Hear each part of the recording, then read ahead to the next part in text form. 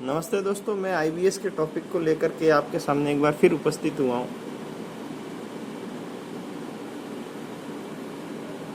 ये जो बीमारी है वो आपके खराब खान पान से ही शुरू हो जाती है, या दूसरा यूँ कहें कि अगर आप किसी समय बहुत सर्दी खांसी जुकाम निमोनिया टाइफाइड इससे पीड़ित हुए और कोई ज़्यादा हैवी एंटीबायोटिक अगर आपके लेने में आ गई तो आपका पेट खराब हो गया, और पेट खराब हो गया तो मन खराब हो गया। पेट स्वस्थ तो मन स्वस्थ, ऐसी एक कहावत है। वैसे देखा जाए तो इले संग्रहणी जो बीमारी है वो जिंदगी भर साथ नहीं छोड़ती। अगर एक बार लग गई तो इंसान धीरे धीरे कमज़ोर होता जाता है, वजन कम होता जाता है, चिंता में रहता है वजन कम क्यों हो रहा है, वजन तुलवाता है, डॉक्टर से दवाई लाता है, सब कुछ करता है, कोलोनोस्कोपी करवा देता है, सिग्मेंडोस्कोपी करवा लेता है, सारे टेस्ट से गुजर जाता है, बीमारी कुछ आती नहीं। अगर टेस्ट आपके नॉर्मल आ गए तो डॉक्टर भी बोलेगा आप मस्त रहो, आप खाओ पियो और मस्त रहो। क्या मस्त रहे, ये जो जिसको है वो ही समझ पाता है। ये बीमारी दिखती नहीं है। वैसे कई सारे लोग इसे ऑटो इम्यून डिसऑर्डर में भी कह देते हैं कि ऑटो इम्यून डिसऑर्डर हमेशा दिखते नहीं है। ऑटो इम्यून में क्या है कि आपके शरीर की रोग प्रतिरोधक क्षमता आपसे खुद से ही लड़ना स्टार्ट हो जाती है।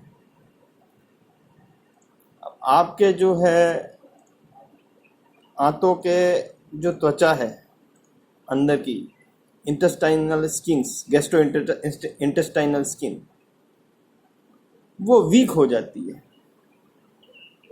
इंटेस्टाइनल म्यूकोसा जो है बराबर प्रॉपर तरीके से काम नहीं करता है,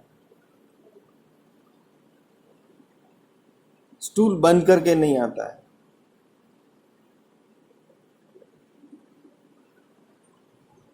भाई मेरे को कई लोग ऐसा कहते हैं कि भाई हमारा स्टूल जो है बंद करके नहीं आता, हमें तो बहुत ही अजीब लगता है कि स्टूल बंद करके क्यों नहीं आ रहा।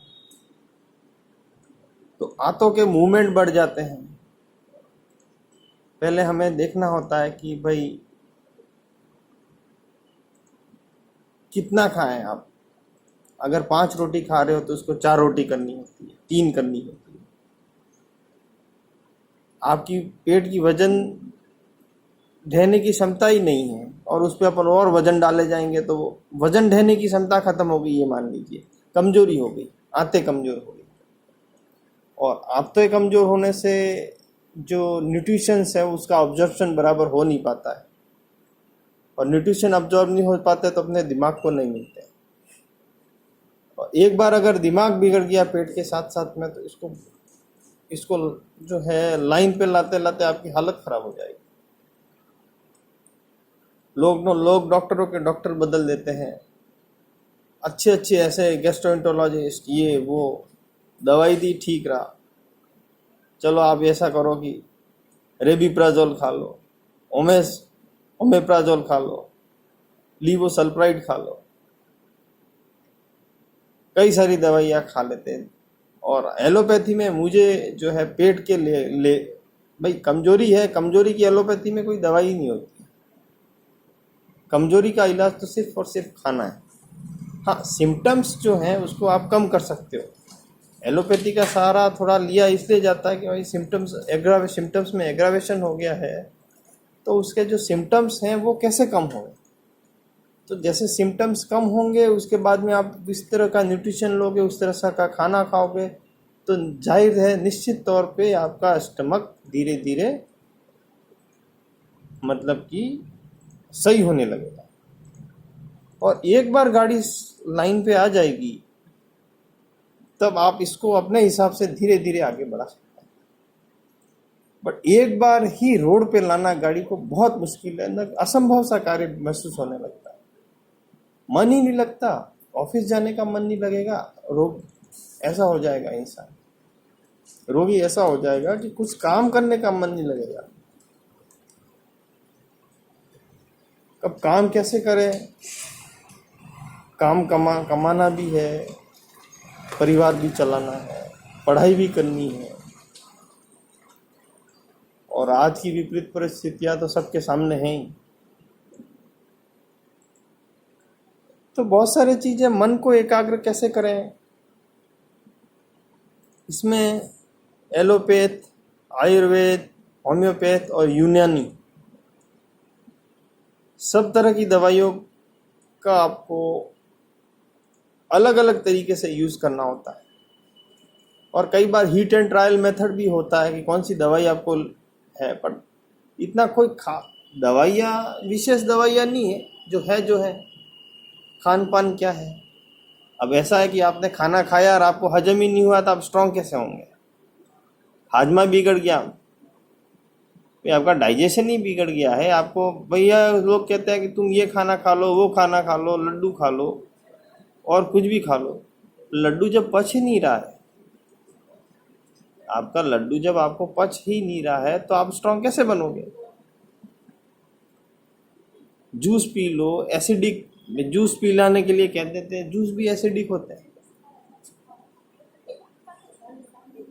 वो कुछ समझ में नहीं आता कि क्या खाएं, क्या पिए, कौन सी दवाई लें, कितने बजे उठें, कौन सी दिनचर्या हो।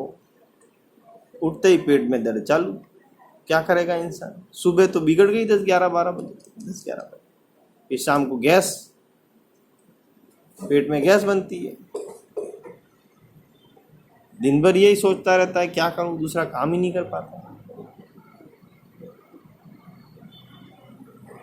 फिर भी इंसान को हिम्मत नहीं हारनी चाहिए। मैं तो एक बात कहता हूँ, हिम्मत नहीं हारनी चाहिए। कई सारे लोग हिम्मत हार जाते हैं, आज इस डॉक्टर को बताया, आज उस डॉक्टर को बताया, आज ये गैस्ट्रोएंटरोलॉजिस्ट, वही रिपोर्ट ले करके अलग अलग गैस्ट्रोएंटरोलॉजिस्ट के पास चलते रहते हैं। भाई कोई गैस्ट्रोएंटरोलॉजिस्ट आपको बोलेगा कि रेबिप्राजोल खा लो, अगला बंद करवा करके बोल देगा कि पेंटाप्रोजोल खा लो, अगला और कोई दूसरी दवाई दे देगा आपको, भूखे पेट ले लेना साहब, नहीं वो दवाई बंद कर दो, मैं देता हूँ वो खा लो। है वही चीज, बट पेट को भी सही रख करके और माइंड को कैसे सही रखें। अब लोग यूँ कहते हैं कि भाई इसके लिए आप योगा, एक्सरसाइज करो। जब शरीर को कुछ लग ही नहीं रहा है, कुछ खा ही नहीं रहा है, तो एक्सरसाइज करने से भी क्या फ़ायदा हो? सब तरफ से बन जाता है इंसान, करे तो करे क्या। जब खाना हजम होगा तभी एक्सरसाइज करोगे तो शरीर को लगेगा। जब हजम ही नहीं हो रहा है तो क्या एक्सरसाइज करें, क्या योगा करें, क्या मेडिटेशन करें? बहुत कठिन होता है इससे उबरना। बट मैं आपको विश्वास दिलाता हूँ, हिम्मत दिलाता हूँ आप लोगों को कि आप लोग इससे उबर सकते हो। धीरे धीरे अगले वीडियोस में इससे उबरने के लिए भी मैं आपको कुछ चीज़ें, कुछ टिप्स बताऊंगा। आप ज़रूर फॉलो कीजिएगा उनको, निश्चित तौर पे आपको सफलता मिलेगी। बहुत बहुत धन्यवाद।